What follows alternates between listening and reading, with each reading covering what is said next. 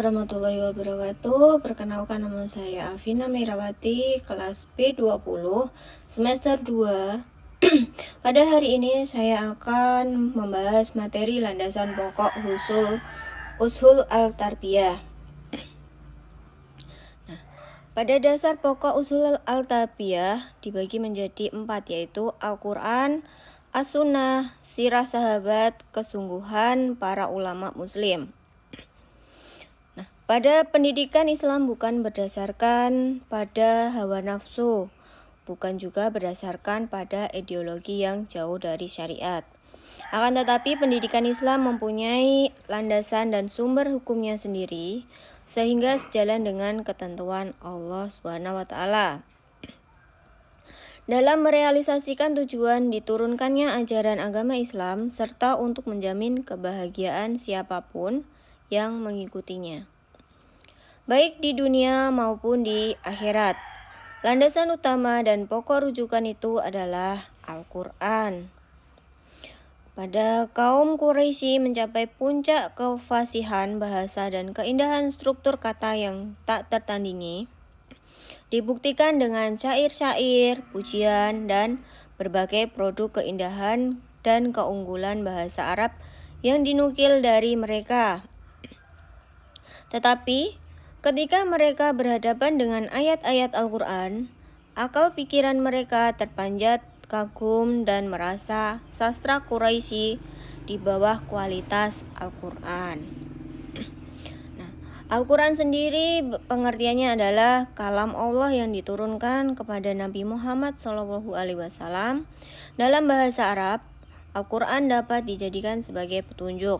Pada surat Quran Al-Isra ayat 9 yang berbunyi, Inna hadzal Qur'ana yahdi lillati hiya aqwam wa yubashshirul mu'minina alladhina ya'maluna as-salihati anna lahum ajran kabiran.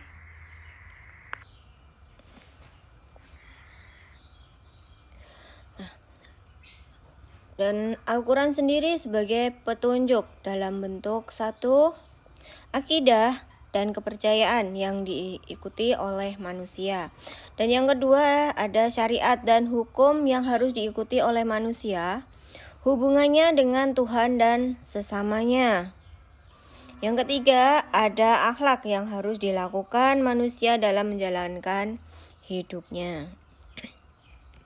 Pada ayat Al-Quran tentang pendidik, di surat An-Nahl ayat 43-44 yang berbunyi, dan kami tidak mengutus sebelum engkau Muhammad, melainkan orang laki-laki yang kami beri wahyu kepada mereka.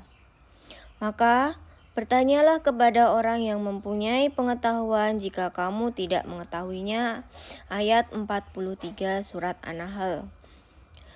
Mereka kami utus dengan membawa keterangan-keterangan mukjizat dan kitab-kitab, dan kami turunkan Az-Zikr Al-Quran kepadamu agar engkau menerangkan kepada manusia yang telah diturunkan kepada mereka, dan agar mereka memikirkan. Ayat 44 surat An-Nahl. Selanjutnya ada ayat Al-Quran tentang peserta didik yang berbunyi, قد جاءكم الرسول بالحق من ربكم فآمنوا خيرا لكم وإن تكفروا فإن لله ما في السماوات والأرض وكان الله عليما حكيما. Yang artinya, wahai manusia, sesungguhnya telah datang Rasul Nabi Muhammad kepadamu dengan membawa kebenaran dari Tuhanmu. Maka berimanlah kepadanya. Itu lebih baik bagimu. Jika kamu kufur, itu tidak merugikan Allah sedikit pun. Karena sesungguhnya milik Allah lah apa yang di langit dan di bumi. Allah Maha mengetahui maha bijaksana. Quran surat An-Nahl ayat 170. Dan selanjutnya yang ketiga ada ayat Al-Quran tentang tujuan pendidikan. Kitab Al-Quran ini tidak ada keraguan kepadanya, petunjuk bagi mereka yang bertakwa, Yang kedua yaitu mereka yang beriman kepada yang gaib, melaksanakan sholat dan menginfakkan sebagian rezeki yang kami berikan kepada mereka. Dan mereka beriman kepada Al-Quran yang diturunkan kepadamu, Muhammad, dan kitab-kitab yang telah diturunkan sebelum engkau, dan mereka yakin akan adanya akhirat. Mereka mendapatkan petunjuk dari Tuhannya, dan mereka itulah orang-orang yang beruntung. Selanjutnya ada ayat Al-Quran tentang kewajiban belajar mengajar, yaitu pada surat Al-Ankabut ayat 19 sampai 20. Dan apakah mereka tidak memperhatikan bagaimana Allah memulai penciptaan makhluk kemudian Dia mengulanginya kembali? Sungguh yang demikian itu mudah bagi Allah. Katakanlah, berjalanlah di bumi, maka perhatikanlah bagaimana Allah memulai penciptaan makhluk, kemudian Allah menjadikan kejadian yang akhir. Sesungguhnya Allah Maha Kuasa dan segala sesuatu. Pada materi pendidikan, didiklah anak-anak kalian dengan 3 macam perkara, yaitu mencintai Nabi kalian dan keluarganya, serta membaca Al-Quran. Karena sesungguhnya orang yang menjunjung tinggi Al-Quran akan berada di bawah lindungan Allah di waktu tidak ada lindungan selain lindungannya bersama para nabi dan kekasihnya.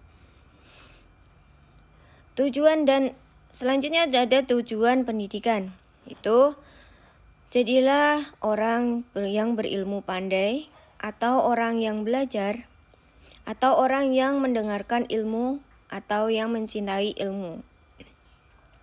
Dan janganlah engkau menjadikan orang yang kelima mereka, maka kamu akan celaka. Barang siapa yang menghendaki kebaikan di dunia, maka dengan ilmu. Barang siapa yang menghendaki kebaikan di akhirat, maka dengan ilmu. Barang siapa yang menghendaki keduanya, maka dengan ilmu. Demikian presentasi saya untuk menjelaskan materi landasan pokok usul Al-Tarbiyah. Saya mohon maaf jika ada kesalahan. Sekian dari saya. Assalamualaikum warahmatullahi wabarakatuh.